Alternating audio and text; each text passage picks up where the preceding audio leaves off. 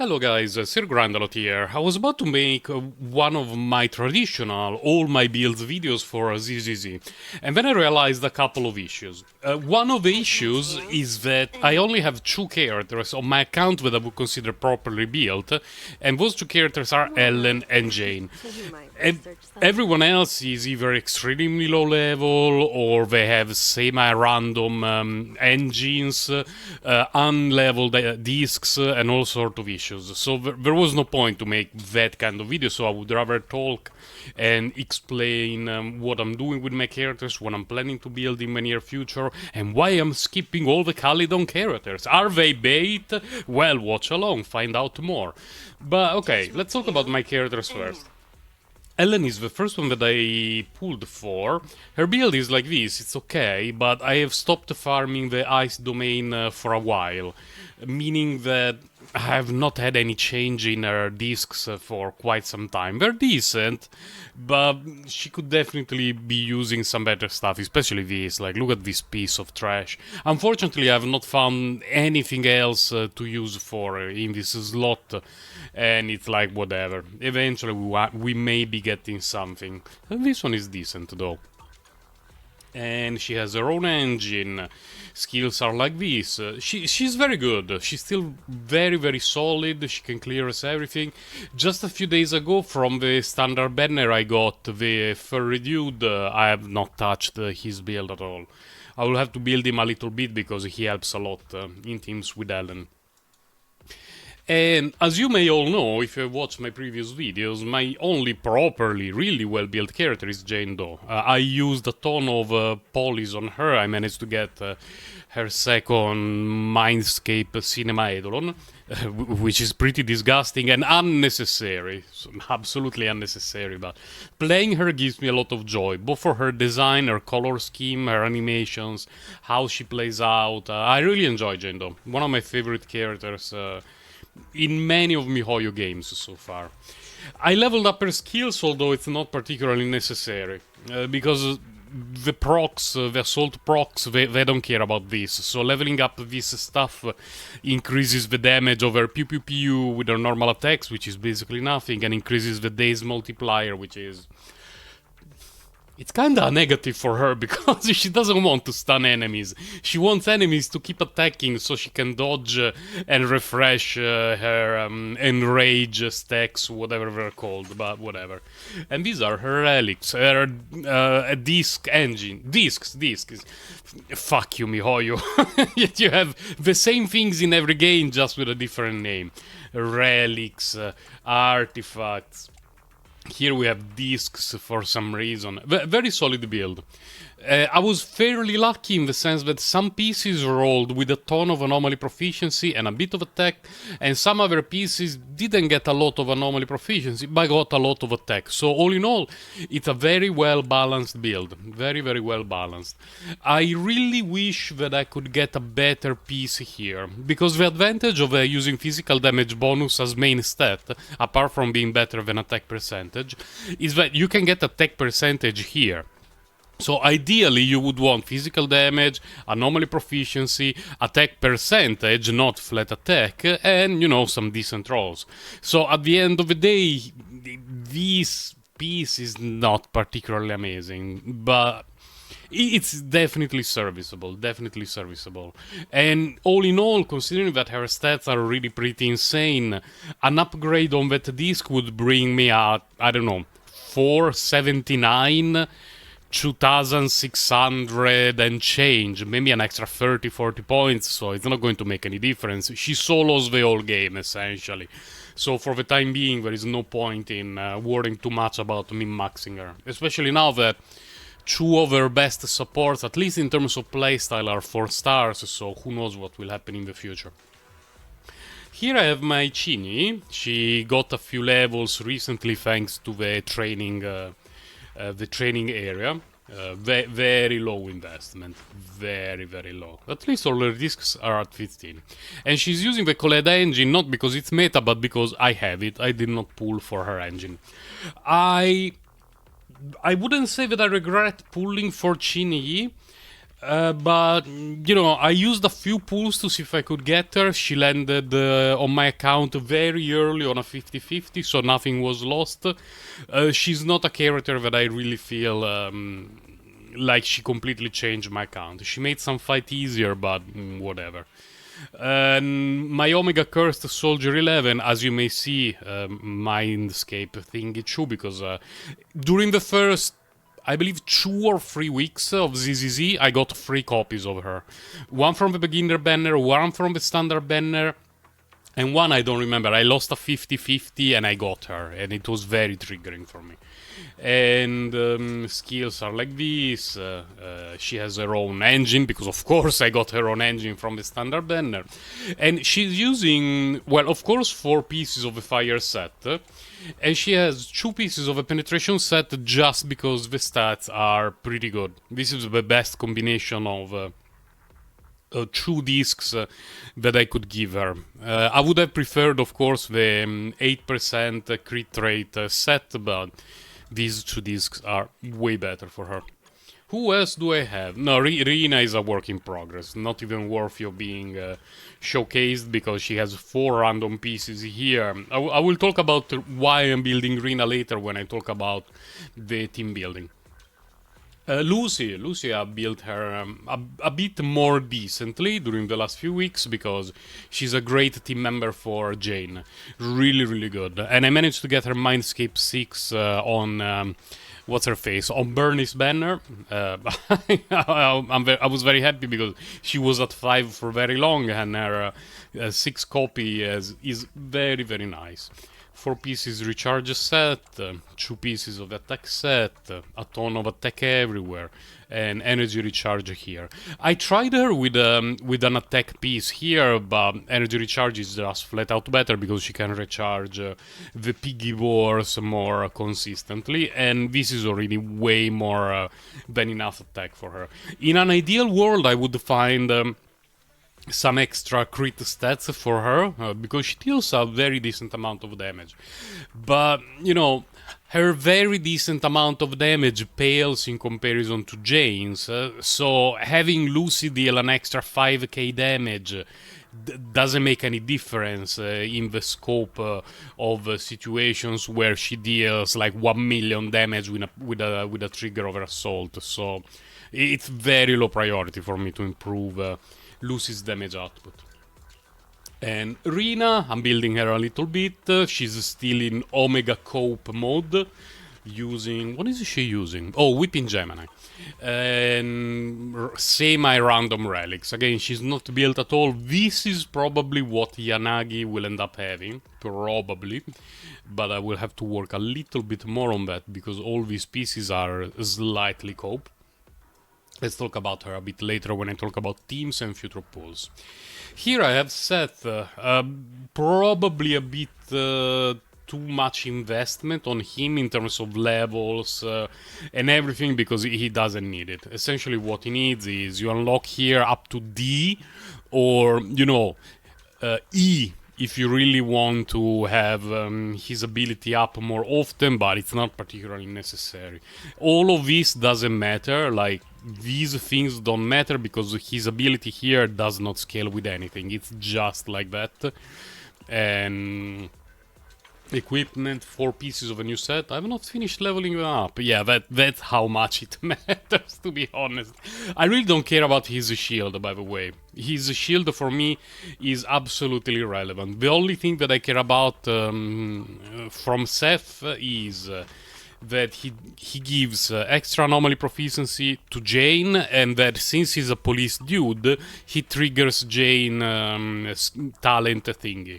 Other than that, even if he was level 1, it would make no difference. So no point really in investing in him very much. I guess that months from now, when we will be flowing and drowning in resources, I will finish leveling up stuff. But for now, whatever. Coleda, my beloved Coleda. Oh, I have her Cinema 1, I forgot about it. She has a little bit of a Chin-E problem, in the sense that, as of now, stun characters are not particularly necessary. And I got her from the standard banner and I built her and I was using her. Then I got Chinyi. And it's difficult for me to use two teams, both of which need a stun character. Usually one of them needs a stun character, the other one doesn't. And Chinyi in general is better than Koleda from almost every point of view. AoE stun, ease of use. So she's a little bit. She's having some rest, so to speak. We will see in the future. Because so far I only play her when I really, really, really want to play her. Like I want my Asuka XP on the screen. But in terms of which character is better, Chinyi is just better. I've not played Nicole in like an year or two. I've never played him. Soikaku, she was... Well, I still play her a lot, every time that I play Ellen, which means every time there is a Shiyu defense. The problem with Soikaku is that in the ambush modes... let me go back up for a moment, just because I want to... I'm talking about something for which I want to make sure that I remember the name. Yeah, in the ambush node, and I believe in the disputed node, those that we need to survive, essentially, because the enemies deal an insane amount of damage, so we need to make sure that we dodge, we do the assist triggers, and all this sort of stuff. In those game modes, Soikaku is a little bit of a cope character, because to trigger her team buff, she even needs a lot of field time to swing with her weapon and do things, or trigger the assist thing multiple times. And it's slow, and she cannot spend too much time on the field, because if she starts spinning and waving her banner around, she gets one shot. Like, she gets insta-gib, then it's not a fun time. So I'm still playing her, but I'm really looking forward to the time that we will get a 5-star support, so that I can just bench her forever. I will show the build anyway, because it's okay, nothing particularly esoteric. 4 pieces of the energy recharge set, 2 pieces of the ice set, attack energy recharge everywhere, and her signature thing. Who do we have after her? Not even building progress. I leveled her up a bit just because she's a Huo XP and I really like Huo, but I've not had the chance to play her yet. We get very few resources, very, very few in this game, so it's difficult to build multiple characters. In other MiHoYo games, if you get the premium battle pass, you have no issues building multiple characters each patch. In ZZZ, even with the premium battle pass, building one character per patch properly is already a tough challenge. Then we have Ambi, we have Bear, we have all unbuilt characters, and then characters that I'm completely missing. When it comes to future teams, based on the characters that I have, I want to play Lycaon in a team with Ellen and Soikaku. Although Chinyi works very well, but, you know, I could be leveling up Lycaon and have the the OG Ellen team and wait to play Chinyi in some other team. Although I do not have a lot of use for stun characters now, but in the future we shall see. And I skipped the Calydon characters because my future plans revolve around Yanagi and Miyabi. We know Yanagi is an anomaly lightning, we more or less know what she does. We currently, it's the 27th of October, have no idea what Miyabi is going to do. My hunch is that Miyabi is going to be anomaly, not a regular crit damage dealer. And by the way, this is not Sir Grandelot is saying that he has a hunch, he had a vision, he's actually checking the leaks. No, I check the leaks, of course, everyone does. But I didn't read anything about Miyabi yet, because we don't know, it's still early. But I do not believe that the first limited character released is an ice attack damage dealer, and 3 patches down the line, or 4, whatever it's going to be, they release another ice attack damage dealer that scales with crit. It's not going to happen. It's not how MiHoYo does things. What is more likely to happen is that she's going to be anomaly, and that is the reason why Yanagi is anomaly. because, you know, they want you to make the Yanagi Miyabi combo with whatever support. And because of that, I've skipped the whole Calydon patch, which for me was bait. Now, let me put that in context. They're not bad characters, they are exceptional characters. They both do something that no other character in the game actually does. Because she's a defense character who buffs everyone in the team and has a huge team-wide shield, she's Omega busted, and every meta team has Caesar as support. Yay! And Bernice is the only off-field element anomaly applicator consistent anomaly applicator, and she enables a lot of team composition, either with Jane or with not really Grace, but with her, with Piper. Yay! Problem is, what happens to Caesar when we get a 5-star support character, a limited one? Because we do not have any.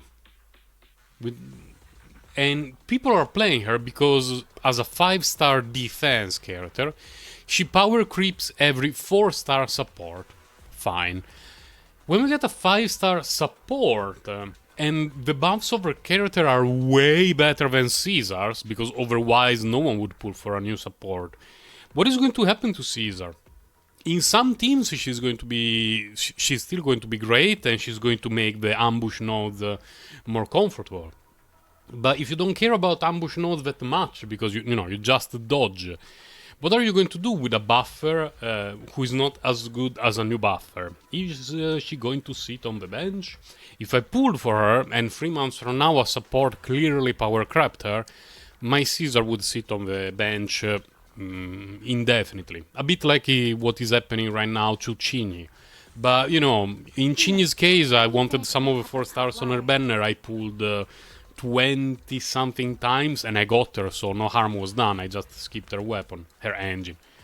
Similar with Bernice, she's currently the only one doing her own thing, but I don't expect that to be the case for very long. And when someone else comes around doing a similar thing of a different element, there is no chance they're going to be worse than Bernice, because that's not how gacha games work. Gacha games, new characters are going to be better than older characters. MiHoYo so far in older games have been doing a fairly decent job at releasing characters that are not completely better than old ones, but they do different things, more interesting things, more synergistic things, and then eventually there is massive power creep, but it comes, a bit later.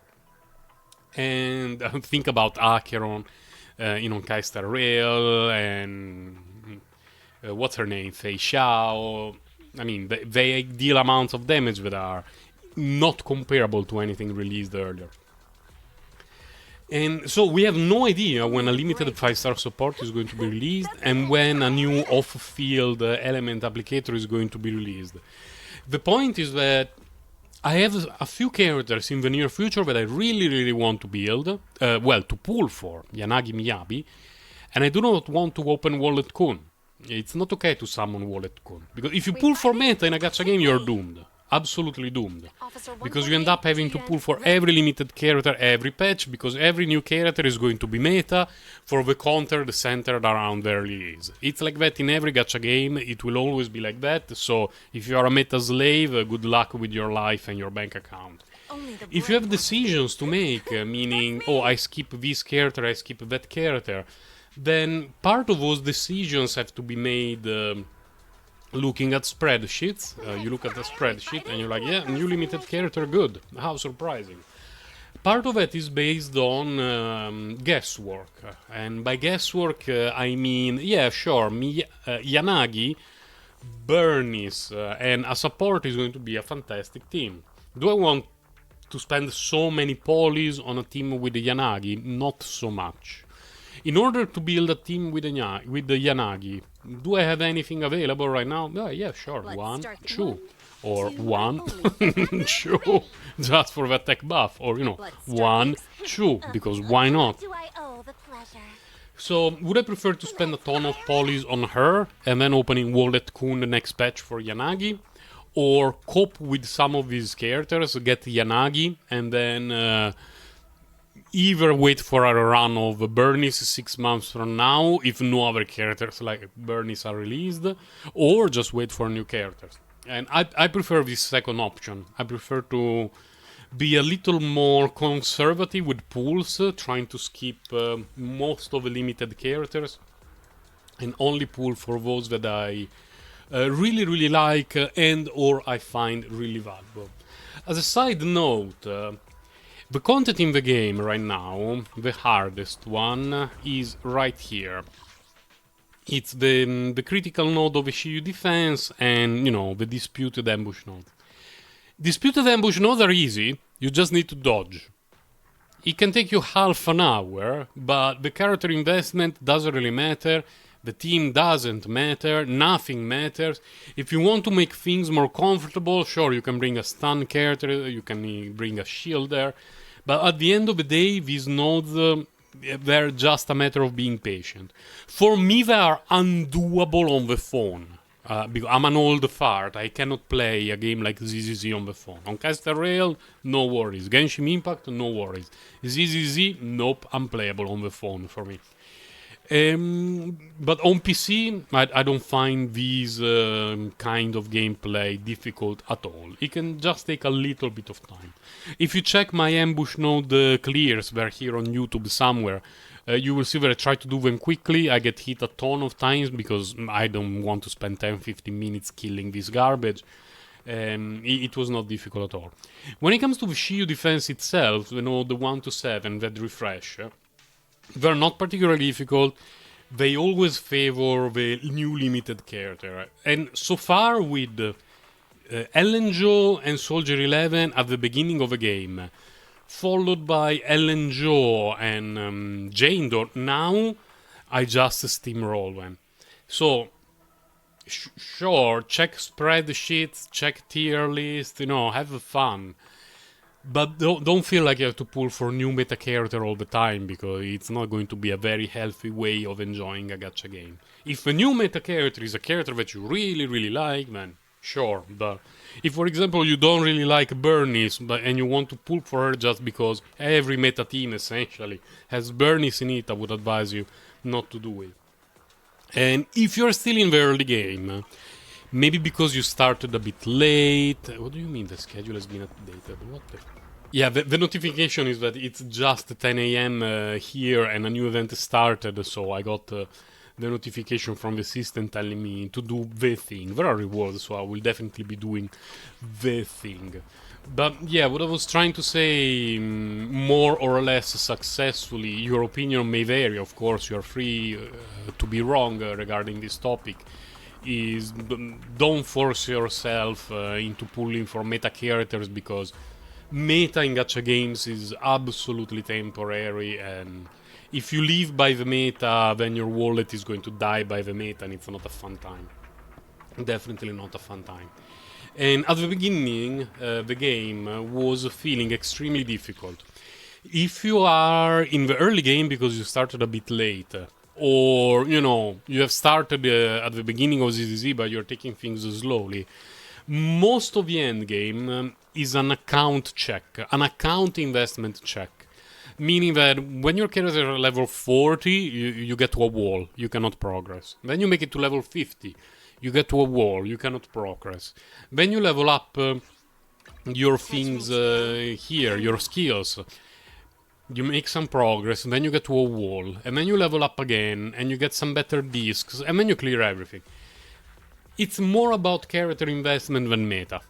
And I'm telling you this from the point of view of someone who can solo everything in the game with Jendo, and I could do it even with Ellen Jo, but it takes a little bit of time, a little bit more time, and I don't have that much patience, especially because I do not like her playstyle too much. Having to keep track of the stacks that go down when she attacks, and then you need to do the charge attack. But if the enemies attack you, you can dodge them to generate some stacks. But if they don't attack you, you need, it's not the playstyle that I particularly like. I pull for her because I like her design. A very unique design. I thought, I want that. Or her, on the other hand, is my beloved.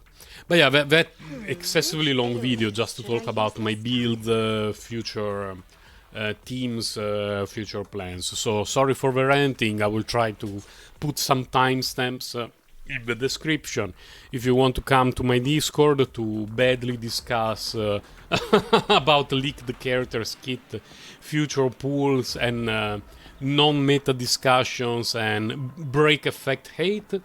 The link is always in the video description, and I will catch you next time. Now, if you're waiting for streams, I'm very busy with work. I'm sorry. This is something that I often mention in my videos and during my recently very rare streams, but last few months I've been extremely busy with work and I've not been able to stream almost at all. It happens extremely rarely. Hopefully we will go back doing some streams together, and if Yanagi and Acheron have some overlap on their banners, I still need to check. I would like to have a day off from work, at least half a day, during which I pull for both during a sneaky stream arena. But we shall see. Bye guys, take care.